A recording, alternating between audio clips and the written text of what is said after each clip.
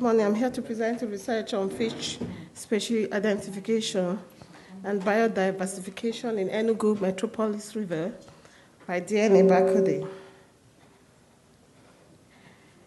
I'll quickly go through the introduction, objectives, the materials and methods that were used for the research, then the result. I'll discuss more on the results and then conclude.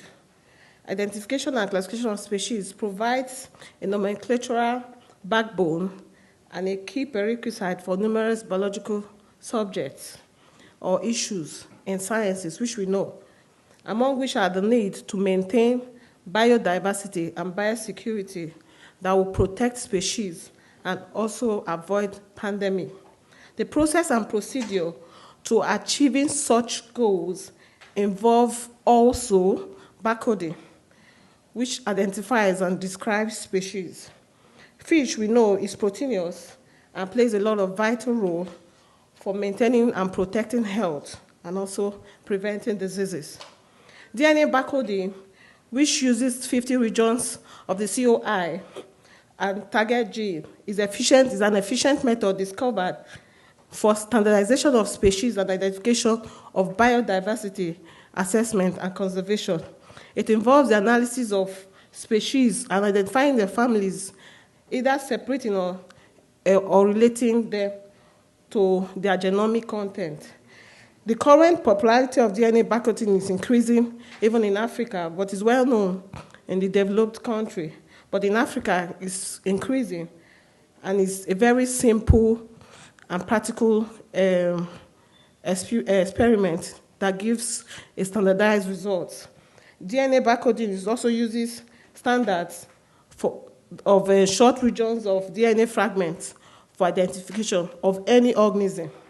So the aim of our research was to establish a long or large-scale reference sequence database against unknown species. Because like in Africa, we have a lot of biodiversity, so many organisms, but they are not well known. We identify them by the local morphology, which we know for classification and identification, but most of the DNA coding of those organisms are not well known in Africa.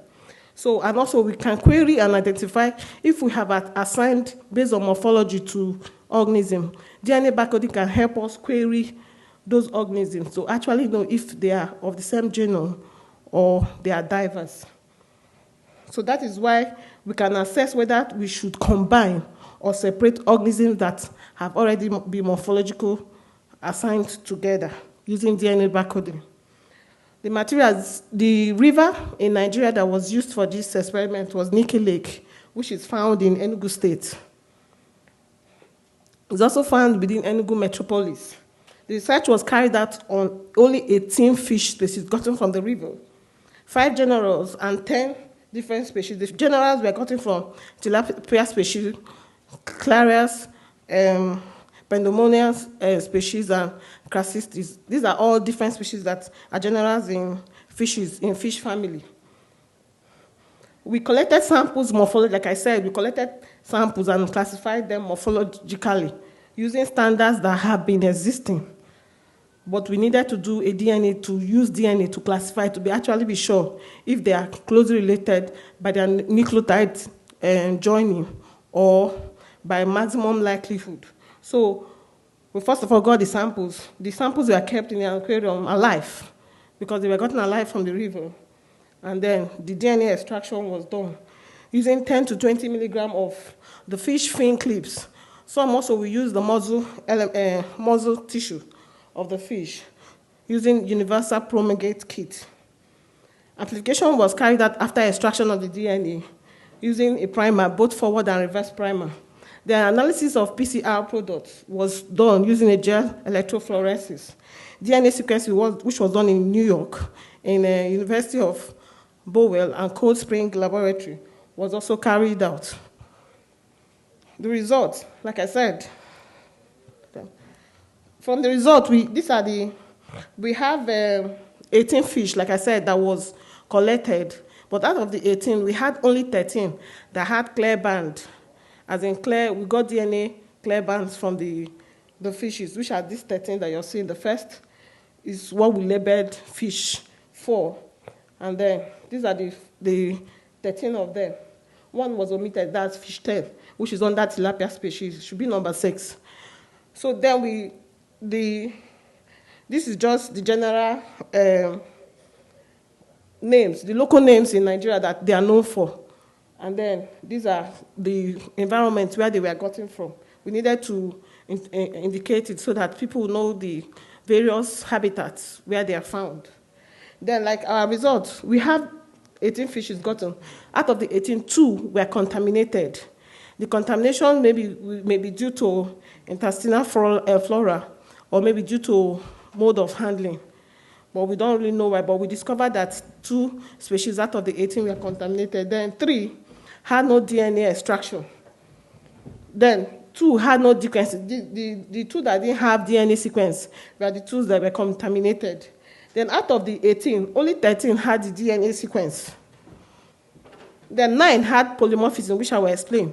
And then 4 out of those species did not have polymorphism. I will explain what that means. This is what we had when we did the sequence alignment of those 13 species. If you look at the sequence alignment very well, you see that fish V9 and V10 are related. If you look at their sequencing, V5, V6, V4 are related.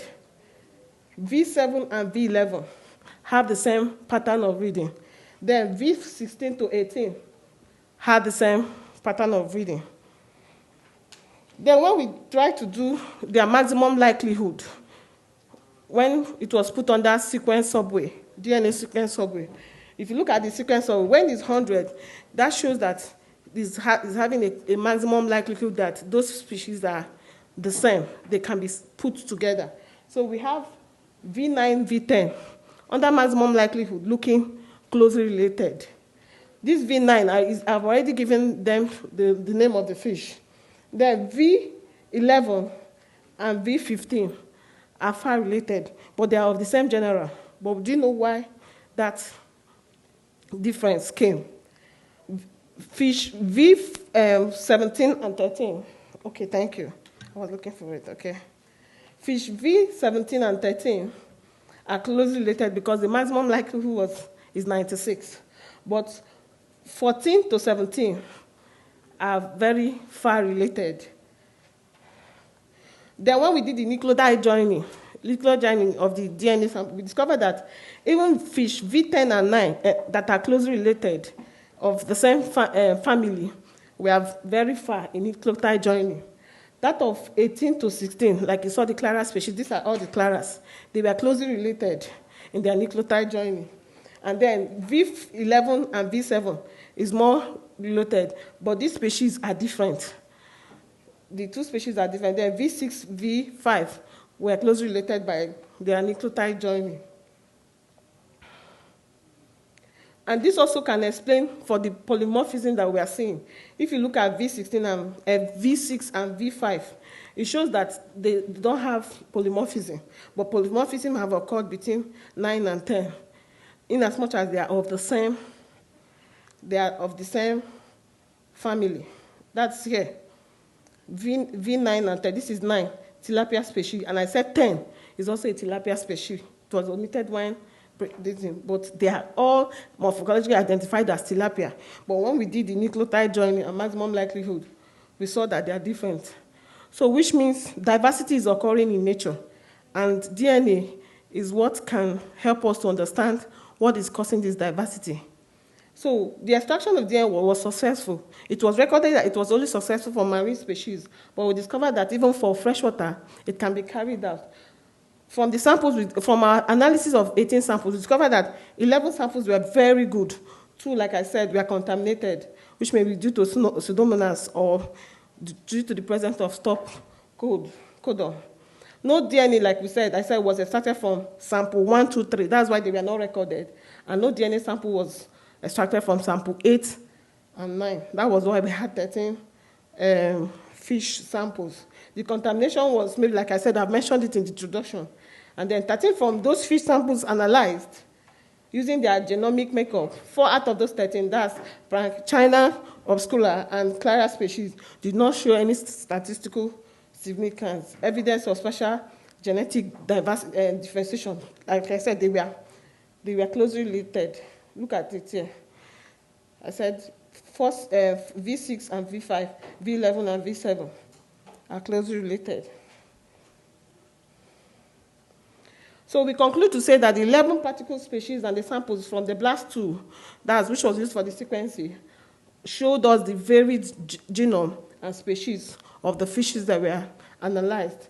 And this also proved to us there was polymorphism is occurring between the nucleotide bases of those species. However, the analysis of those 13 showed that barcoding, like I mentioned, can work for us to identify fish species even in Africa and in Nigeria.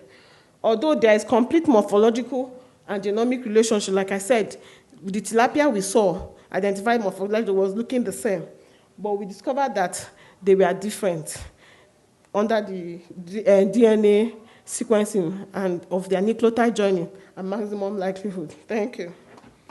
Thank you. We have some time for a few questions for Chioma. So are there any questions or comments?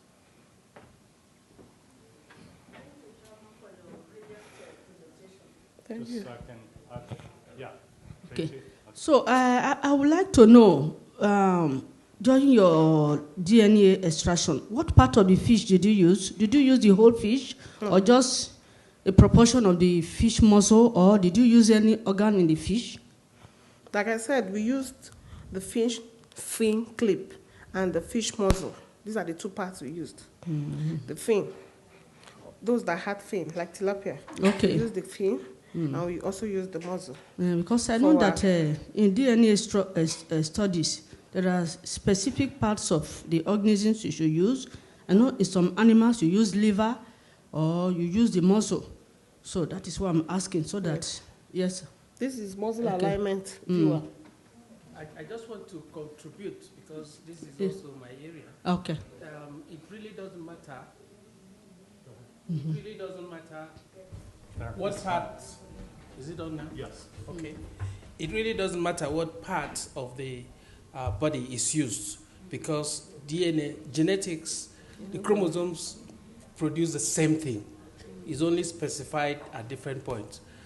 It's the ease of converting the tissue to a genetically readable material that determines what you use. So it really doesn't affect what she did.